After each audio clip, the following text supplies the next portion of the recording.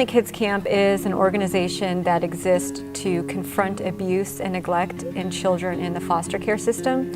And the way that they accomplish that goal is by taking a week of camp and inviting these children in foster care. Basically, the whole concept of it is to treat them royally and also make moments matter. When we became aware of sort of the foster care epidemic that's occurring in Madison County, we invited John Schweider, who is on the leadership team of Royal Family Kids Illinois, to come and to speak with our church and to share the vision of Royal Family. I was kind of frozen, like I didn't move the whole time he was talking, and I just felt God speaking to me like, yep, this is your thing. That day I was sold, and the rest is history. I will say the planning process, Darla Brown is the director, and she did a phenomenal job.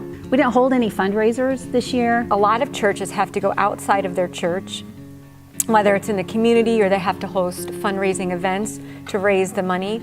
However, what we did was we basically put the need before the church at Christmas time, and then we focused one Sunday on raising funds for this camp. All of our funds were raised through those two opportunities, as well as all of the volunteers, I believe, came from just those two, the Christmas and the RFK Sunday in February. The camp itself, in some ways, was more intense and more gut-wrenching than I would have thought.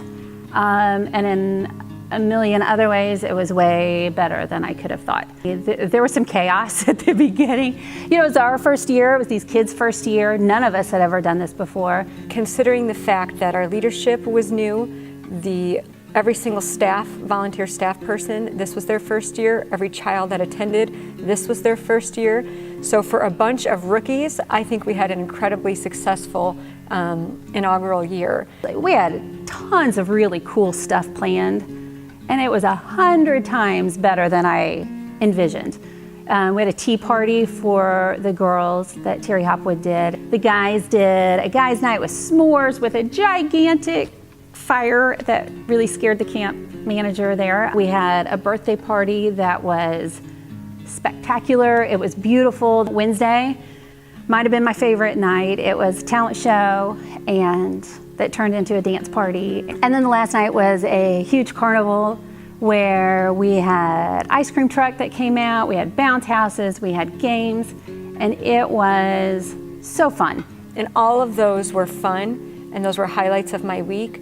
However, I think the moments that are going to last with me forever are going to be the ordinary ones, where you just walked from the dorm to the dining hall holding the hand of a child and just listening to them tell you about their life, or them asking questions about life in general, or after dinner taking the kids outside and playing Barbies or Legos or whatever it was. Those ordinary moments I think are going to be the ones that stick with me and that were the most impactful. I think what I did not envision was how quickly we would bond with these kids, how quickly they would bond with us, and I guess that instant love that we felt. At the end of that week, I knew that those kids were confident that God loved them and that we loved them. And so for me, that was success, and I can't wait to duplicate it next year. If there was somebody interested in volunteering for RFK, I would lay out two qualifications. The first would be they have to love God, and the second would be they have to be willing to serve. Be prepared to have your heart broken a little, but have your heart be filled with more love than you thought you could have for people that you never met before. If you're a Christian, and if you want to make a difference, what better way to make a difference than with kids that desperately need people to speak into their lives in a Christ-like manner and make a difference? You have to be prepared to be emotionally invested, but also I think you have to be prepared to have some of the best memories and make great friends that you didn't know before. And I also think that you have to be prepared to see miracles. Royal Family Kids Camp has taught me to appreciate what we have here at Cornerstone Church, and that is the gift of generosity. I know people who are part of our church that could not physically attend the camp, but they contributed financially, and it was a sacrifice for them. I heard of people giving their tax returns, or people not going on vacation so they can invest in this camp. There are other individuals that gave up their time to go for a week to this camp. They didn't get paid for the week that they were gone, some of them, but yet they made that investment in these children.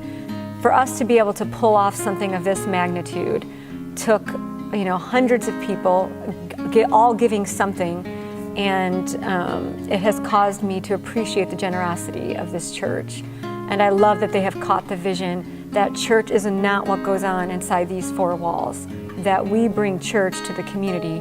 That's what the church is, and that's what the church should be, is that not only listens to God's word and reads God's word, but does what God's word says. And that's why we're my church.